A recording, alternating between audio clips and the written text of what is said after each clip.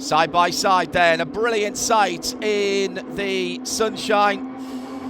And the white and green striped car is on pole position. As we head to the green flag, the time starts now, and they break right before the start line, down to the right-hander at turn 1. Riley Dickinson on the inside, and 4 Porsches wide as they go around turn 1 into turn 2. A magnificent start by the pole sitter, who just about hangs on. The JDX car in 3rd position is Will Martin, who's dropped back from the front of the grid. Tom Sargent coming through into 2nd position. My goodness me, as they went down through turn 1 for the first time. That was exciting, but Riley Dickinson, Shea Adam, has done what he needed to do. Looked like he might have lost out on that first right-hander, got his elbows out, he's toughed it out if they've gone through the marina for the first time, and they're on to that long run down from turn 8 to turn 11. As something's happened to Jimmy Libre, and he goes falling down through the charts. He's run long through, is that 16? Oh, that's going to be a full course caution. He's opened his door. End of the back straight at turn 17.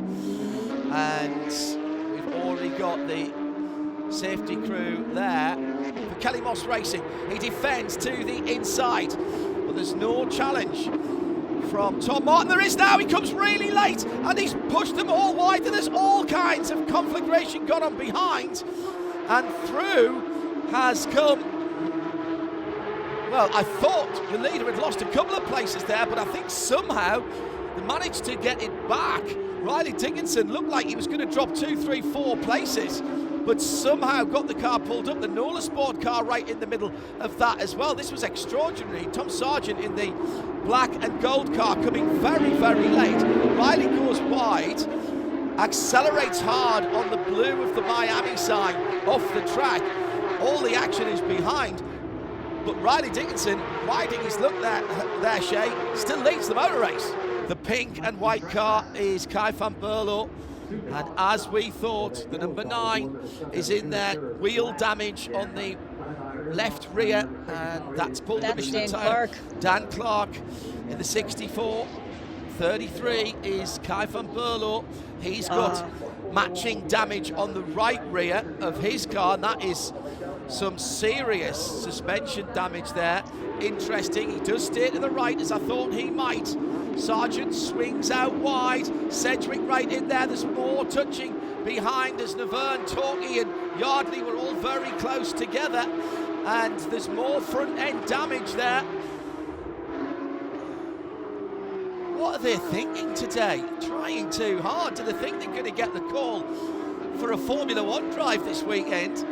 I don't know, but this has been a very uncharacteristically untidy race. Was that Michael McCann going the wrong side of the bollard and actually breaking it off the underneath the Gamebridge section of the track? He was third, still is third, actually, as Navarre's car's pulled over to the side of the road. That was the number 24 we saw getting its right front wiped out, and that pulled over by the JDX car. So now we know where the JDX car went, and that disappeared for earlier on in the place for Will Martin. So that was about down to turn 5. Sabre Cook is up to 7th now, John. Brilliant run. What a great drive. To finish first, etc., etc. Yes, exactly. Picked her way through the damage. Riley Dickinson, the fastest first sector of anyone on that first flying lap after the restart. He's got this one won. He's pulled out 1.7 seconds on the field. This looks like another victory. Once again, pole to flag. Every time he started on pole position, Riley Dickinson has won the race. He has not been headed, and he takes the victory through under the checkered flag, and that will extend his championship lead. So coming round for the second of 2 races this weekend. Shea Adam and John Hindhaugh in the IMSA TV global broadcast booth. All free, no subscriptions required, no blocks, no breaks, all action. It's the Porsche Deluxe Carrera Cup from Miami Grand Prix, side by side and almost touching as the leaders come through. They're not even on the hash marks. They're all on one set of grid markings on the right-hand side as they go down in the first corner, and Riley Dickinson gets a great break, swinging out wide. 1, 2, 3. Was there 5 wide for a moment there? Riley Dickinson does exactly what he tried to do yesterday and did do yesterday. He breaks away from the rest of the pack, and this looks exactly like what happened yesterday, Shay, as ahead of the pack Riley Dickinson gets a great start ahead of Will Martin. It does look very much like yesterday with Riley Dickinson clearing off. I think for our Pro-Am pole sitter, Efren Castro, the things were a little bit less ideal. I believe I saw his red and blue car being stifled by some of the traffic, but hopefully he is managing to hang on to that position at the head of the Pro-Am category. Yesterday's race, we didn't get to see the Porsche Selected Junior really come into his own over the course of the race because, unfortunately, it came to an early end in turn 1. Well, right now, Kai is fighting back. As you said, he got around Alex Sedgwick, now up into the 4th position, looking at Tom Sargent, Will Martin, and then Riley a little bit further up. I want to see him go head-to-head with Riley Dickinson because I think that Kai Vanberlo, not in this for points, would be an interesting wedge in Riley's plans. Yeah, well, Kylie does, but Riley doesn't have to race Kylie. Exactly. So Kylie and Riley. So that's right. That's a sort of couple. We've melded them together in a bit of a mashup of Kai Vanberlo and Riley Dickinson's Kylie right there. Oh, now that's going to be important for Jeff Mosing on the back straight down towards turn 17. The rubber bottom of the front air dam has come away. It's unattached. Detached. That was the word I was looking for. Thank you.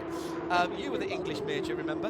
And that is a huge disadvantage for the 56 Mosing car. 1 or 2 positions, and then all of a sudden Tom Sedgwick is in a much better position. So we are halfway through this race, and we've got a problem at the final corner. Turn 17 has claimed another victim. We thought he might have lost the rubber part from the bottom of the spoiler, which might have been affecting his braking. We've got full course yellows out, full course caution out, so that means we'll see the bright red 992 Porsche 911 Turbo. Let's try and work out what happened here.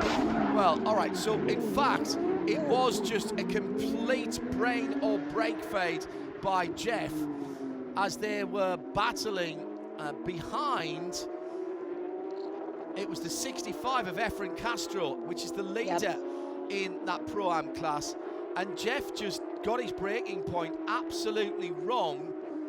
I still can't see whether he's got the front air dam, the bottom of the front air dam on that car. I think he probably has, actually, so we can't even blame that for him.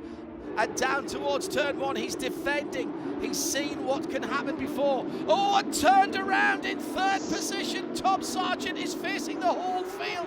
Oh, I know what that feels like. That's horrible to see everybody coming towards you. You don't know whether to put it back into 1st gear or keep the clutch dipped.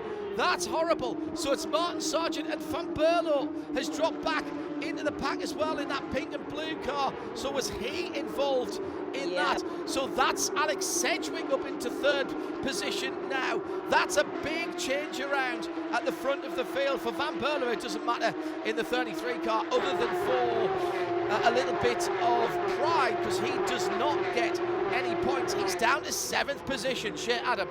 1 minute and 34 seconds to go on the clock as they come around to complete what will be their 18th lap when they come across the line this time. And I think 19th lap will be the final tour of the circuit at 3.3 miles, 3.363 actually, for those of you who like to be pedantic. It's been another brilliant run so far, with a 2nd lead between Dickinson who leads it. Riley Dickinson from pole position.